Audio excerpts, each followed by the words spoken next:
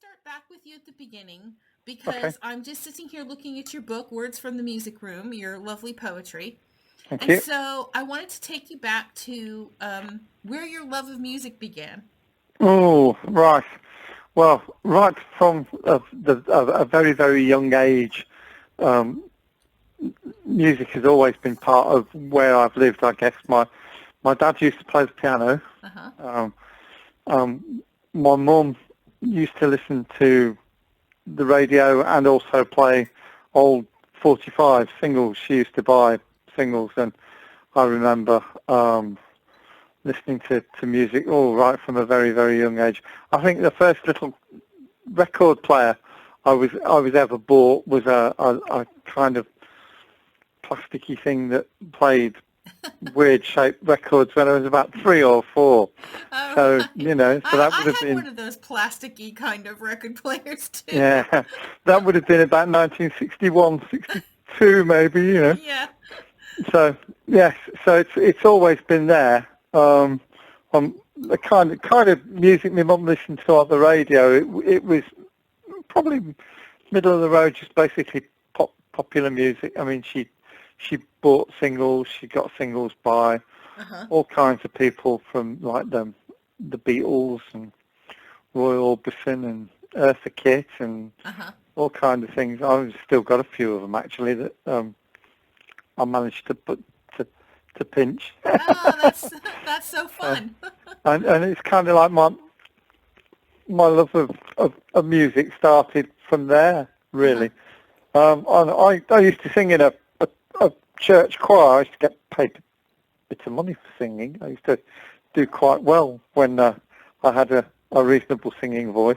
Right. And we used to do all kinds of stuff. I mean, one of the places we used to do every year was we used to sing at the Remembrance Festival at De Montfort Hall. And Oh, there'd right. be Yeah. 3,000 people in there. Wow, that's really cool. That's a very big audience. Yeah, I sang solos in front of that many people. That's So great. yeah, I've always loved kind of music and Yeah. um, So I always ask people, I'm always fascinated by this. In my life, there was like a moment where suddenly music just kind of flipped a switch in me. Like I'd heard it all my life, but there's a moment where something really, really captures you, and that's kind of where the love of music began for me. Do you have like a moment like that or a song like that? oh, this. I mean, I guess my first ever live concert Mm-hmm. is some because like I obviously listening to music on the radio and watching it on the telly, things like the Mm-hmm. Top of the Pops and Ready Steady Go and all them kind of shows.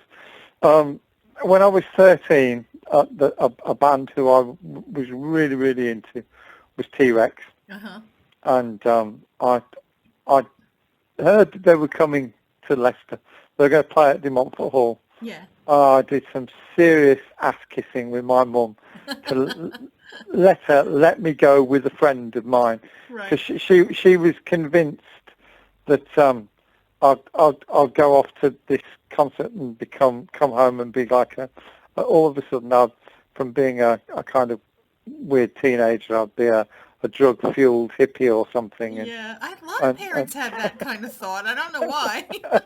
so yeah we were allowed to go Right. and like oh yeah it was just like immense. I Yeah. mean the noise, the atmosphere, the sound, Uh-huh. just seeing Mark Bolan on stage. I mean, he was only a little guy. He wasn't very tall, but on stage he just looked enormous. Yeah. And, I'm supposing he sounded enormous as oh, the well. sound, yeah.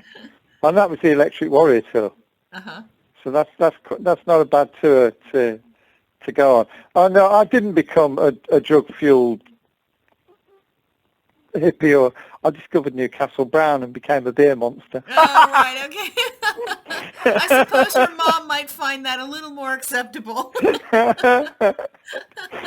So yeah, so then it was going out and buying as much music as I could afford with the money that I'd got, and seeing as many bands as I could with the money that I'd got. And like the next gig that we went to after that one was Lindy's Farm.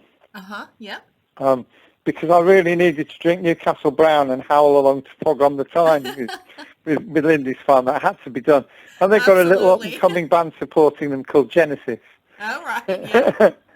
with Peter Gabriel, and they were touring Foxtrot, I think, at the time. And that just went right over my head. I thought, whoa, what's this guy doing, jumping around on stage dressed like a fox and weird stuff, you know. And then it kind of got really strange because I'd been listening to things, and then the school that I went to a grammar school, and it was very, very encouraging of the arts as well. I mean, so loads of kids that I was at school with were into loads of different bands. Right. And somebody had said to me, "Oh, I don't know why you're listening to that. Listen to this, or if you like that, you'll like this." And some guy said to me one day, he said, "Oh, if you like that kind of stuff, you ever heard of a band called Atomic Rooster?" And I went, "No." And that was Death Walks Behind You. Yeah, oh. And then somebody said, "Oh, if you like Black Sabbath, play the B-side of some Sweet singles." I thought, "Sweet, there." Well, wow, you know, almost Zeppelin-y in parts, you know. Yeah. And because if you kept an open mind and you kept, it was, then I started doing mobile discos. I had a disco that I built up with a couple of friends. I mean, it wasn't very mobile. Well, it was mobile, but it was mobile because my dad used to take us in all the gear. And they said, "What time did you finish?" And we said, 2 o'clock in the morning. "Oh, I'll come and pick you up." Because until I'd learnt to drive at 17, I wouldn't have been. So we did mobile discos, and the three of us that did that, we were into all kinds of different music. Yeah. So I think that's really cool, though, because so many people, sometimes when you talk to them, they're stuck in like one genre or one band, and you know they don't really like to go very far outside of it. So yeah, I mean, I once worked with a wonderful couple who fostered kids for local authority that I used to work for, and they were into music, but the music they were into was Rod Stewart. Right, okay. And if it wasn't Rod Stewart, they weren't really interested. Yeah, you see, that kind of thing happens. Oh. Yeah, but their house was like a shrine to Rod. I mean, they got life-size cardboard cutouts of him, and every record that he's ever released from all over the world. And they say, "Well, we do listen to something occasionally," but then we think, "What are we listening to this for when we could be listening to Rod?"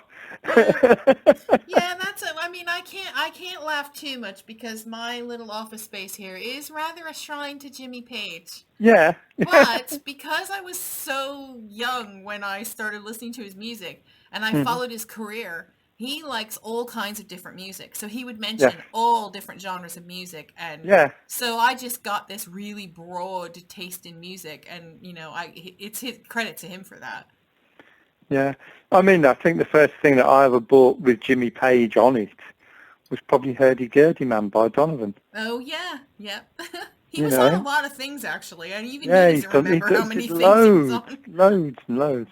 Yeah. I mean, I look around the room I'm sitting in now, and it's kind of full of music memorabilia. Yeah. I mean, my whole house is, I mean, you could just open my house. Yeah, we're going to have to, I think in the Music Museum, we're going to have to set up the Stuart Favill room, and we'll just have people come in and have a look. Yeah. So, what have you got in there that's really interesting? In this room where I am, I've got tour posters from people as diverse as Virgil and the Accelerators, the Spin Doctors and the Deviants. Wow. I've got a lovely 7-inch single sleeve by Saxon that's in a frame, but all the autographs of the band on a piece of paper that fell out of it when I bought the single there as well. And then there's pictures of me with people like Mike Tramp, who was in White Lion, who's Danish, and Glenn Hughes. Yep. I've got me and Doug Pinnick in the room with at King's X, who are my favourite band in the universe. Yep. And then, there's a German band. I've got a Lacrimus Profunda. Wow. So you've got lots of things there. Irish folk music band called Tain Arnog. Wow. They're just See, incredibly good. I don't know them. That's a new one for me. Oh, Tain Arnog are just, it's like prog folk. Is it? Okay. They're a bit quirky, Yeah. but they're one of the best bands that I've ever seen. Yeah. When my son played the Acoustic Festival of Great Britain in 2012, that was the first time I saw Tain Arnog, and they were a name that I'd always heard, because back in the day they supported people like Jethro Tull and Robin Trow and you name it, Yeah. They did 3 albums in the early 70s on Chrysalis and then sacked their record label because they were a bit disenchanted with the music business and buggered off back to Ireland. And they were a band that you always, they're really, really good, but I'd never heard of them. And they were on the festival that Dan was playing. So I said to him, come on, we'll go and see these. And they were just frighteningly good. Yeah. And we saw them twice or 3 times that year. Yeah. And the one time I saw them in Worcester, I don't think 20 people had turned up to watch them. And they played for nearly 3 hours. And if I could have bottled that and took it home with me. Yeah, that's amazing. I think one of the most fabulous gigs. Yeah. Yeah. A lot of people miss out, I think, on like new music because we kind of rely on like the radio or the top things that are playing or things that are on television, and they don't seem to branch out very much, to show new talent. So I mean, last year they released an album. It's the first studio album I think they'd released since 1974. Wow.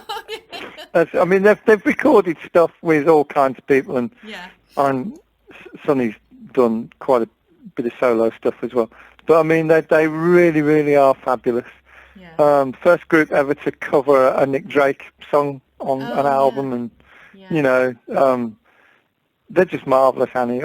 You've got to check them out. You really, I definitely will. I think we need you to sort of feed us kind of bands that we should be checking out, so that would be really cool.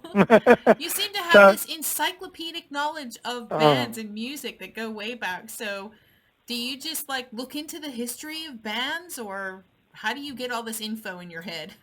I just, when I was younger, I would listen a lot to music radio.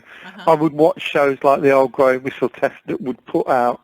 Yeah. They'd have some really weird guests on there that who's this person? Where and there might be some really, really obscure country and western artists from America that Bob Harris had gone into, and then people like Bob Marley and the Wailers would be on there, and nobody had ever heard of them, and you think, this is different stuff, but my goodness, Yeah. And then I'd go to live shows because when I was 7 or 8, we emigrated from Wolverhampton to live in Leicester, which is only like 50 miles down the road. But and in Leicester, there were a number of concert venues that I used to go to when I was 15, 16 and on, like the Polytechnic and the university, that used to have really good like student unions that used to put bands on.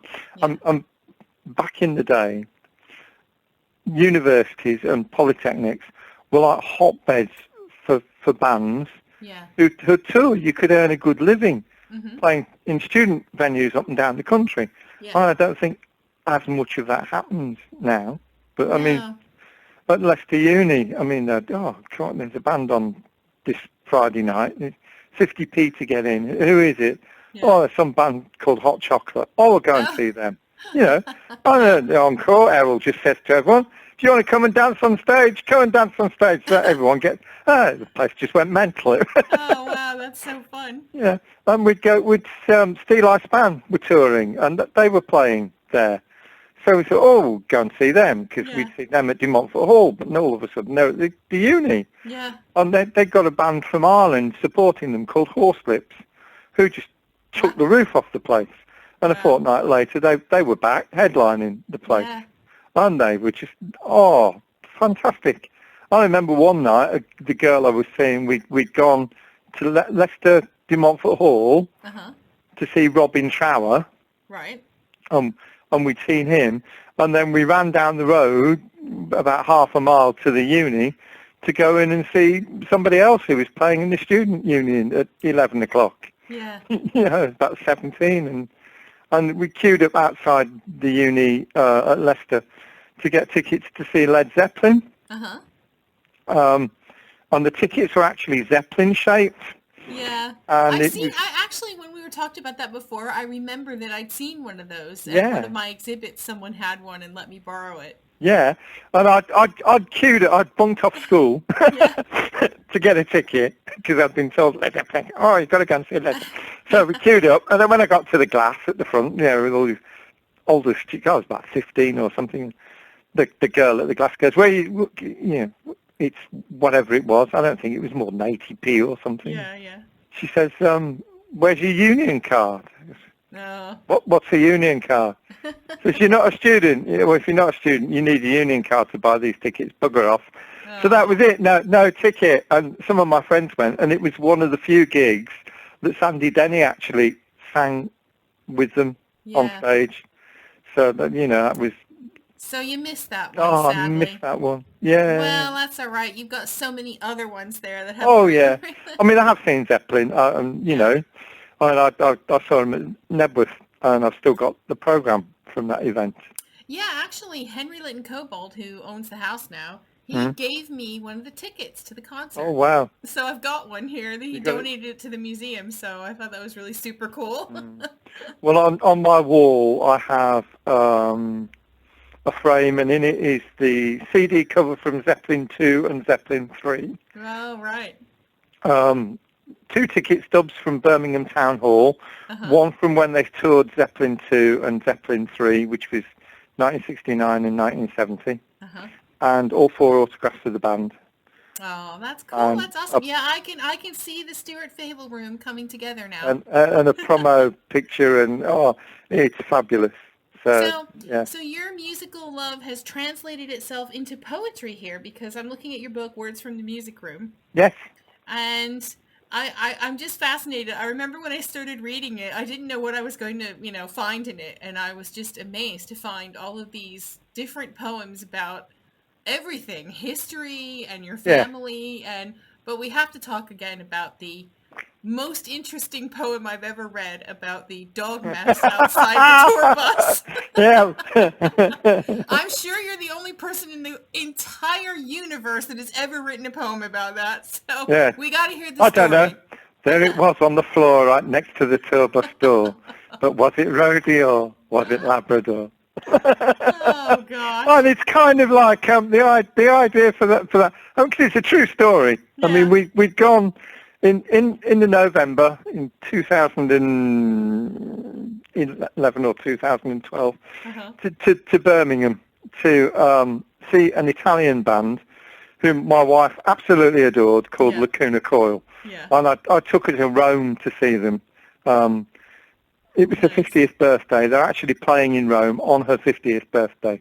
That's nice. So we went to this venue, and that's a story in itself. But I mean, so when they came to Birmingham, she says, "Oh, Stu, let's go. Let's see if we can see them. Let's get some of the photographs she took signed." And I said, "Okay." So we went with my son and a very dear friend from work.